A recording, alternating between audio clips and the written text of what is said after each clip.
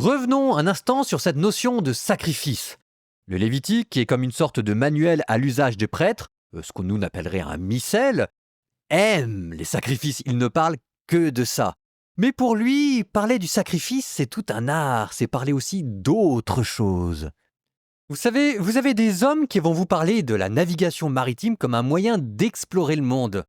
Dans le Lévitique, c'est de la même manière qu'on vous propose les sacrifices pour explorer le monde. Et on verra si le voyage de l'un ne vaut pas le voyage de l'autre. Regardez un animal sacrifié pour un prêtre, le lobe, les intestins, les entrailles. C'est exactement comme pour un marin, regardez les constellations étoilées qui vous indiqueront la route à suivre.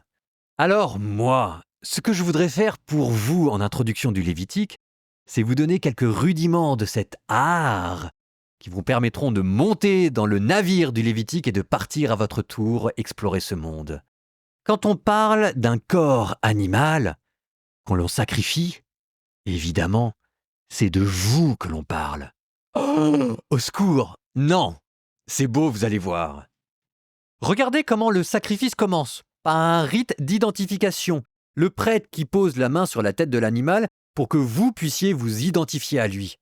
Ensuite, pour consacrer cet animal, on prend son sang, symbole de la vie, que l'on répand au pied de l'autel ou ailleurs dans la tente du sanctuaire pour qu'il monte en parfum d'agréable odeur, en holocauste. Holocauste en hébreu qui veut dire un parfum d'agréable odeur, une montée odorante. Et ensuite, on dépaisse le corps animal, on le déconstruit pour ensuite le reconstruire symboliquement en prenant certaines parties que l'on va disposer de telle ou telle manière sur l'autel, en offrant à Dieu et puis d'autres en les mettant à l'extérieur du camp. Il y a là tout un jeu de reconstruction, de résurrection du corps qui monte dans la fumée. Ce qu'on offre à Dieu de manière plus précise, c'est l'être intime, les entrailles. Les entrailles, c'est tout ce qui est recouvert de graisse, la graisse désignant les profondeurs de l'être. Ces entrailles, dans la Bible, ce sont le siège des émotions. Par exemple, la miséricorde, dans la Bible, se dit être pris aux entrailles. Les reins ou encore les rognons, ça désigne les intentions secrètes, ce que nous gardons par devers nous, Dieu qui scrute les cœurs et les reins. Vous avez le foie, qui correspond là aux désirs et aux impulsions. La graisse, qui symbolise ce qu'il y a en nous, la richesse, le surplus, le meilleur de nous, le sang qui symbolise l'élan vital. Ça, en fait, c'est d'ailleurs plus que du symbolisme, c'est l'incarnation. Notre être est inscrit dans un corps. Et c'est ce corps-là que, sous couvert d'un sacrifice animal, le Lévitique explore pour l'offrir à Dieu.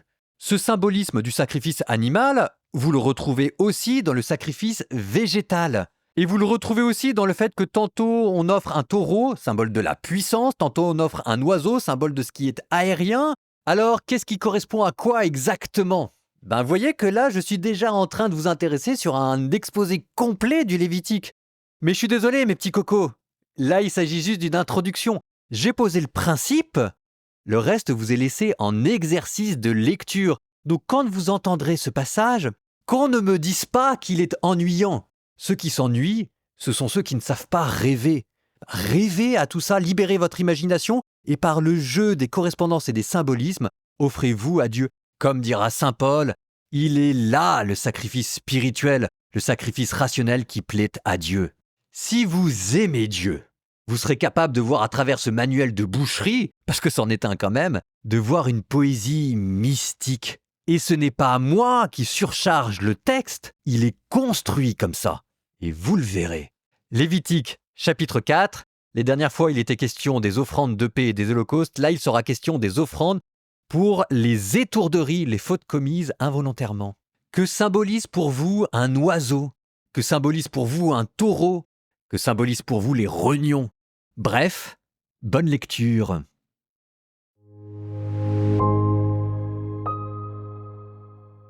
Le Seigneur parla à Moïse et dit : « Parle aux fils d'Israël.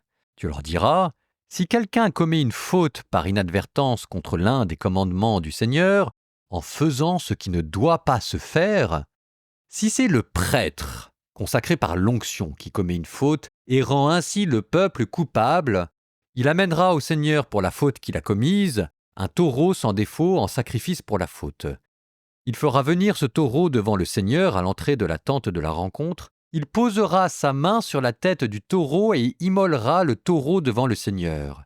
Puis le prêtre consacré par l'onction prendra du sang de ce taureau et le portera dans la tente de la rencontre. Le prêtre trempera son doigt dans le sang et avec un peu de ce sang, aspergera 7 fois le côté visible du rideau du sanctuaire devant le Seigneur. Le prêtre mettra alors un peu de ce sang sur les cornes de l'autel des encens aromatiques qui est devant le Seigneur dans la tente de la rencontre. Il versera tout le reste du sang du taureau à la base de l'autel des holocaustes qui se trouve à l'entrée de la tente de la rencontre.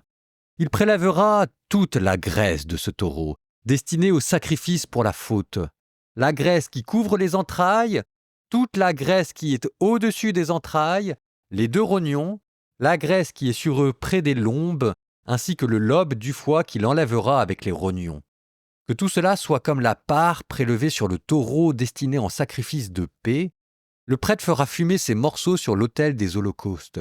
Mais la peau du taureau et toute sa chair, y compris la tête et les pattes, les entrailles et les excréments, bref, tout le reste du taureau, il le fera porter dans un lieu pur, hors du camp, là où l'on déverse les cendres grasses. On le fera brûler sur un feu de bois. C'est à l'endroit où l'on déverse les cendres grasses que le taureau sera brûlé. Si c'est toute la communauté d'Israël qui commet une faute par inadvertance, et que l'assemblée, ignorant que la chose est défendue par les commandements du Seigneur, devienne ainsi coupable, en faisant ce qui ne doit pas se faire, lorsque la faute commise lui sera connue, l'assemblée amènera un taureau pris dans le troupeau en sacrifice pour la faute. Alors on le fera venir devant la tente de la rencontre. Les anciens de la communauté poseront leurs mains sur la tête de ce taureau devant le Seigneur, et le taureau sera immolé devant le Seigneur. Puis le prêtre, consacré par l'onction, portera dans la tente de la rencontre un peu du sang de ce taureau. Le prêtre trempera son doigt dans le sang et avec un peu de ce sang, aspergera 7 fois la face visible du rideau devant le Seigneur.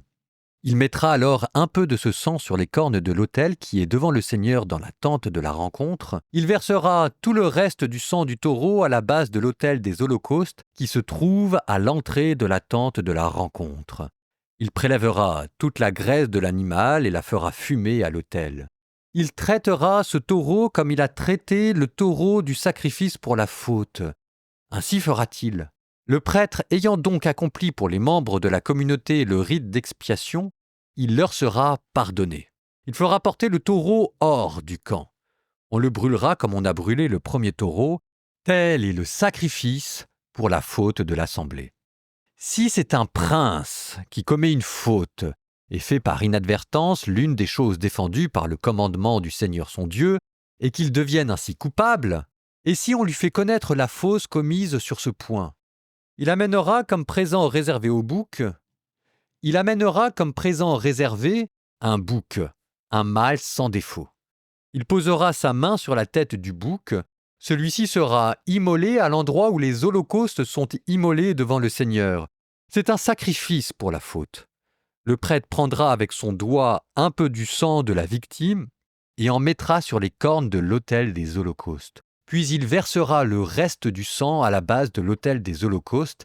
Il fera fumer toute la graisse à l'autel, comme la graisse du sacrifice de paix.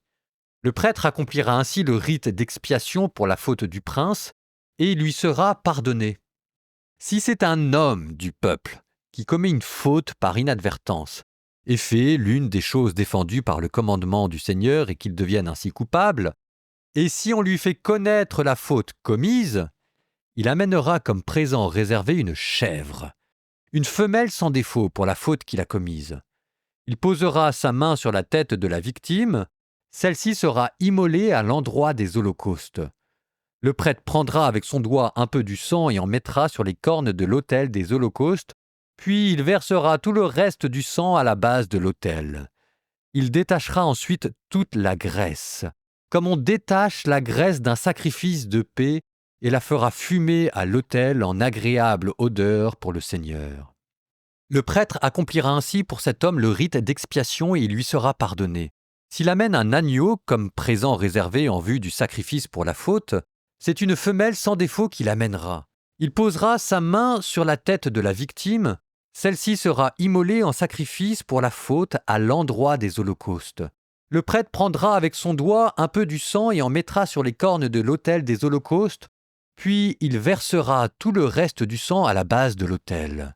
Il détachera ensuite toute la graisse, comme on détache celle du jeune bélier du sacrifice de paix, et le prêtre fera fumer ces morceaux à l'autel avec les nourritures offertes pour le Seigneur. Le prêtre accomplira ainsi pour cet homme le rite d'expiation pour la faute qu'il a commise, et il lui sera pardonné.